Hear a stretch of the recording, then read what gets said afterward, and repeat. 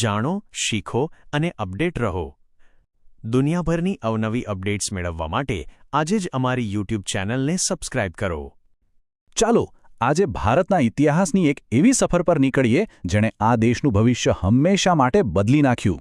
આજે આપણે વાત કરીશું મુગલ સામ્રાજ્યના લગભગ 181 વર્ષના એ સુવર્ણ અને સંઘર્ષમય કાળની, એની ધમાકેદાર શરૂઆતથી લઈને એના વારસા સુધી. ક્યારે એવું વિચાર્યું છે કે માત્ર એક યુદ્ધ, માત્ર એક દિવસની લડાઈ આખા હિન્દુસ્તાનની કિસ્મત કેવી રીતે લખી શકે છે? એક એવા સામ્રાજ્યનો પાયો કેવી રીતે નાખી શકે છે જે આવનારી સદીઓ સુધી રાજ કરવાનું હતું? તો આ કહાણીની શરૂઆત પણ બસ એવા જ એક યુદ્ધથી થાય છે. આ બધી જ ઘટનાઓનું કેન્દ્રબિંદુ હતું પાણીપતનું મેદાન, એક એવી જગ્યા જેણે ભારતના ઇતિહાસનો પ્રવાહ એક નવી જ દિશામાં વાળી દીધો. વાત છે ઈસવીસન 1526ની. એક તરફ હતો બાબર અને બીજી તરફ દિલ્હી સલ્તનતનો છેલ્લો સુલતાન ઇબ્રાહિમ લોધી. પરિણામ આવ્યું બાબરનો વિજય. પણ આ માત્ર એક રાજાની હાર અને બીજાની જીત નથી. આ એક યુગનો અંત અને એક નવા ભવ્ય સામ્રાજ્યનો ઉદય હતો. આ જીત સાથે જ ભારતમાં મુગલ શાસનના મજબૂત પાયા નંખાયા. પાણીપતની જીત તો માત્ર એક શરૂઆત હતી. આ સામ્રાજ્યને એની અસલી ઓળખ, એની ભવ્યતા એના 6 મહાન શાસકોએ આપી. તો ચાલો એક પછી એક એમને મળીએ. બાબરથી લઈને ઔરંગઝેબ સુધી આ એ 6 નામ છે જેમણે મુગલ સામ્રાજ્યને એની ટોચ પર પહોંચાડ્યો. દરેકનો પોતાનો એક અલગ સમય હતો, પોતાની એક અલગ કહાણી અને પોતાનો એક અલગ વારસો હતો. સૌથી પહેલા સામ્રાજ્યના સ્થાપક બાબર. એ માત્ર એક બહાદુર યોદ્ધા નહોતા, પણ એમનામાં એક કવિ અને લેખક પણ છુપાયેલો હતો.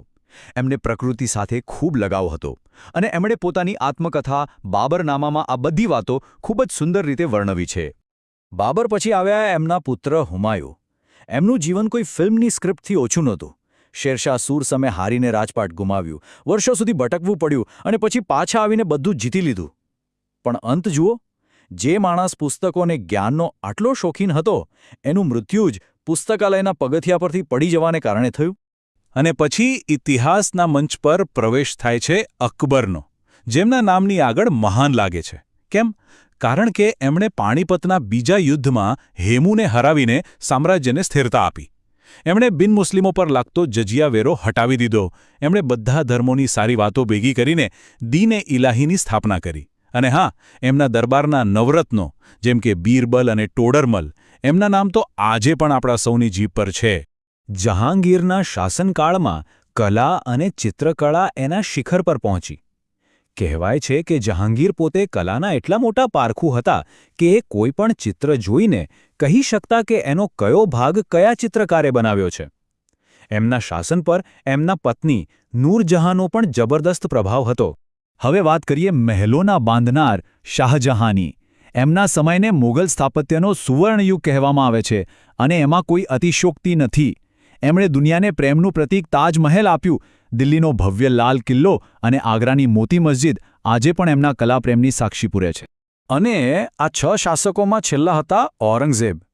એમના વ્યક્તિત્વમાં 2 અલગ અલગ છેડા જોવા મળે છે. એક તરફ એ એટલું સાદું અને ધાર્મિક જીવન જીવતા કે લોકો એમને જિંદા પીર એટલે કે જીવંત સંત કહેતા. પણ બીજી તરફ એ કલા અને સંગીતના સખત વિરોધી હતા અને એમનું આખું શાસન દક્ષિણ ભારતમાં યુદ્ધો લડવામાં જ વીતી ગયો. અહીંયા આપણને એક જ સામ્રાજ્યના 2 બિલકુલ અલગ ચહેરા દેખાય છે. એક તરફ છે અકબર, જે બધાને જોડીને ઉદાર નીતિઓથી સામ્રાજ્યને મજબૂત બનાવી રહ્યા છે, અને બીજી તરફ છે ઔરંગઝેબ, જેમની કટ્ટર નીતિઓ અને સતત યુદ્ધોએ સામ્રાજ્યના પાયાને કમજોર કરી દીધા. આ 2 દ્રષ્ટિકોણ વચ્ચેનો તફાવત જ સામ્રાજ્યના ભવિષ્યની દિશા નક્કી કરવાનો હતો.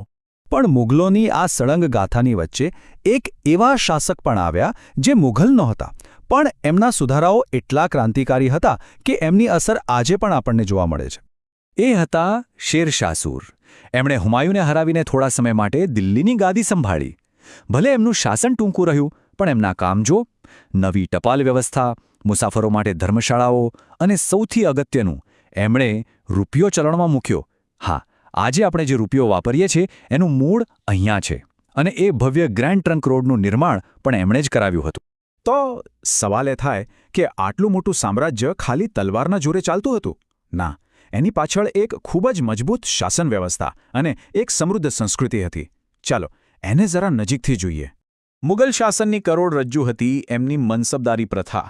અકબરે શરૂ કરેલી આ સિસ્ટમ બહુ જ હોશિયારીથી બનાવેલી હતી. આમાં દરેક અધિકારીને એક મનસબ એટલે કે રેન્ક અપાતો અને એ રેન્ક પ્રમાણે એમને સૈનિકો અને ઘોડા રાખવા પડતા. આનાથી બાદશાહ પાસે હંમેશા એક વિશાળ અને તૈયાર સેના લેતી અને એ પણ સીધા ખજાના પર બોજ નાખ્યા વગર.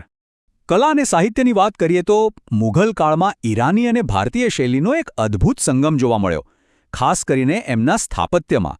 અને સાહિત્યમાં અબુલ ફઝલ જેવા વિદ્વાનોએ અકબરનામા અને આઈને અકબરી જેવા ગ્રંથો લખીને એ સમયના શાસન અને સમાજનું જીવંત ચિત્ર આપણી સામે મૂકી દીધું. પણ એવું બિલકુલ નહોતું કે મુગલ શાસનને બધાએ ચૂપચાપ સ્વીકારી લીધું હતું. ભારતની ધરતી પર એવા અનેક વીરો થયા જેમણે મુગલ સત્તાને પડકાર ફેંક્યો અને પોતાની માતૃભૂમિ માટે સંઘર્ષ કર્યો. આ પ્રતિકારની ગાથામાં સૌથી મોટું નામ છે મેવાડના મહારાણા પ્રતાપનું. એમની પ્રતિજ્ઞા કે હું ઘાસની રોટલી ખાઈશ પણ અકબર સામે ઝૂકીશ નહીં, આજે પણ આપણા માટે વીરતા અને સ્વાભિમાનનું સૌથી મોટું પ્રતીક છે. એવા જ એક બીજા મહાન યોદ્ધા હતા મારવાડના વીર દુર્ગાદાસ રાઠોડ, જેમણે લગભગ દાયકાઓ સુધી ઔરંગઝેબની વિશાળ સેના સામે સંઘર્ષ કરીને મારવાડની સ્વતંત્રતાને ટકાવી રાખી. અને દક્ષિણમાં તો મુઘલો માટે સૌથી મોટો પડકાર બનીને ઉભરી આવ્યા છત્રપતિ શિવાજી મહારાજ. એમણે માત્ર મુઘલોને હંફાવ્યા જ નહીં પણ એક એવા શક્તિશાળી મરાઠા સામ્રાજ્યનો પાયો નાખ્યો જેણે આગળ જતા મુગલ સત્તાના પાયા જ હલાવી લીધા. તો આટલી ભવ્યતા, આટલી કલા, આટલા સંઘર્ષ અને આટલા સુધારા પછી આખરે મુગલ સામ્રાજ્ય આપણને વારસામાં શું આપી ગયું? આ એક એવો સવાલ છે જેનો કોઈ એક સરળ જવાબ નથી. અંતે એક સવાલ આપણે સૌએ વિચારવા જેવો છે. કોઈ પણ સામ્રાજ્યને મહાન કઈ વસ્તુ બનાવે છે? શું એમની જીત છે? એમણે બનાવેલી ભવ્ય ઇમારતો છે? એમની ઉદાર નીતિઓ છે? કે પછી એમની સત્તા સામે જે વીરોએ પ્રતિકાર કર્યો એ પ્રતિકારની કહાણીઓ એમને મહાન બનાવે છે? આનો જવાબ કદાચ ઇતિહાસના પાનાઓમાં જ છુપાયેલો છે. વિચારવા જેવી વાત છે, ખરું ને?